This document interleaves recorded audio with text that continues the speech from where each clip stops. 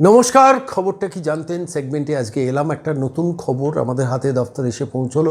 শান্তনু সিনহা বিশ্বাসের নাম আপনারা নিশ্চয়ই চেনেন। কলকাতা পুলিশের এখনও পর্যন্ত ডেপুটি কমিশনার অন এক্সটেনশন, কিন্তু তার চাকরিটা গেছে কেন এক্সটেনশনে কোনো চাকরি আর টিকবে না এই বাজারে। সেই শান্তনু সিনহা বিশ্বাস যিনি 9 বছর লাগাতার বসেছিলেন কালীঘাট থানায়, মমতা বন্দ্যোপাধ্যায়কে প্রকাশ্যে মা বলে সম্বোধন করতেন, আর সমস্ত অপকর্ম কুকীর্তির নায়ক ছিলেন এই মানুষটি। কলকাতা পুলিশে মমতা বন্দ্যোপাধ্যায় তাকে পুষে রেখেছিলেন।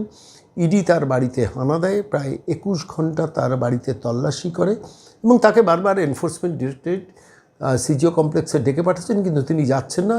তোমার দেখা নাই রে, তোমার দেখা নাই। নির্বাচনের আগে বারবার ইডিকে আইনজীবী মারফত উত্তর দিয়েছেন যে আমি ক্রুশিয়াল, অত্যন্ত গুরুত্বপূর্ণ যারা ভিভিআইপি তার সিকিউরিটির অ্যারেঞ্জমেন্টের দায়িত্বে রয়েছি, দেখাশোনা করছি, সুতরাং আমি যেতে পারছি না।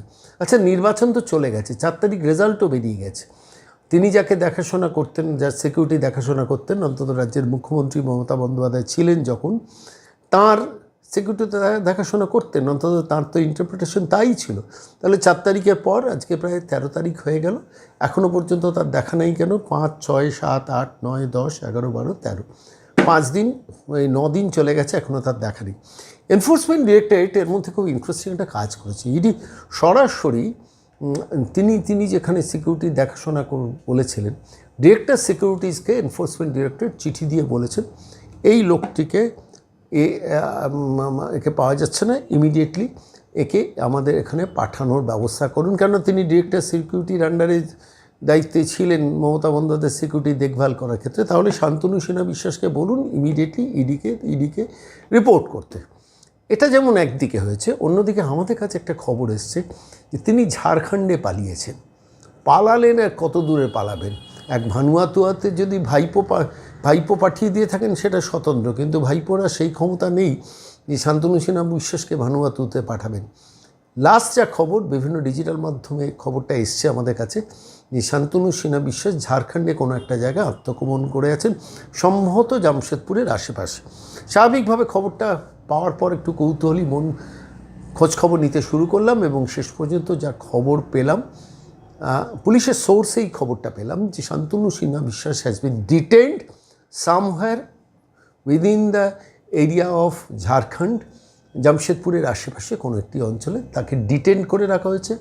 কলকাতা পুলিশের একটা বড় টিম গেছে তাকে নিয়ে আসতে। ভাবুন যে কলকাতা পুলিশের অশেষ ক্ষতি শান্তনু সিনহা বিশ্বাস করেছেন, অসংখ্য সিভিক ভলেন্টিয়ার, টেম্পোরারি হোমগার্ডদের জীবনে অন্ধকার নামিয়েছেন, সেই শান্তনু সিনহা বিশ্বাসকে যে এই রিপোর্ট যদি সত্যি হয়, তাকে প্র্যাকটিক্যালি কবজা করে নিয়ে এসে ইডির হাতে দেওয়ার জন্য সেই কলকাতা পুলিশ ছুটেছে। এটাই হচ্ছে অদৃষ্টের নিয়ম, পাপ বাপকে ছাড়ে না বলে না। এবার যদি ধরুন এই রিপোর্টটা যদি সত্যি হয়, কলকাতা পুলিশ প্র্যাকটিক্যালি অ্যারেস্ট করে নিয়ে আসছেন, ট্রানজিট রিমান্ডে নিয়ে আসছেন ঝাড়খণ্ড থেকে কলকাতার মাটিতে শান্তনু সিনহা বিশ্বাস, তার বসকে। তিনি তো তার বস ছিলেন, মানে প্র্যাকটিক্যালি শান্তনু সিনহা বিশ্বাস পদমর্যাদায় স্পেশাল ব্রাঞ্চে প্রথমে 9 বছর ওসি থাকার পর এসিপি হয়েছিলেন, তারপরে ডেপুটি কমিশনার পুলিশ হয়েছিলেন, কিন্তু লালবাজারে যারা কমিশনার পুলিশ তারাও পারলে তাকে স্যালুট ঠুকত, এমন প্রভাব প্রতিপত্তিশালী ছিলেন। মমতা বন্দ্যোপাধ্যায় যখন ধর্মতলায় এসআইআর বিরোধিতায় মাচা করে 5 দিন বসেছিলেন না, শান্তনু বিশ্বাস ঠায় কর্নারে দাঁড়িয়েছিলেন। ডিরেক্টর সিকিউরিটি ভাব তেমনই ছিল। যাই হোক, সেই মানুষটি সম্ভবত ডিটেইনড। আমি সম্ভবত বলছি কেন, আমার অথরাইজড ইনফরমেশান আমার কাছে নেই, অর্থাৎ কলকাতার কোনো মিডিয়া সেটাকে ফ্ল্যাশ করেনি, কলকাতা পুলিশ বা রাজ্য পুলিশ বা ইডি সেটা অফিসিয়ালি জানায়নি। ইডি প্রেশার বাড়িয়েছে, সাঁড়াশি চাপ বাড়িয়েছে, চারদিক থেকে ওকে ঘিরে ফেলার চেষ্টা হচ্ছে।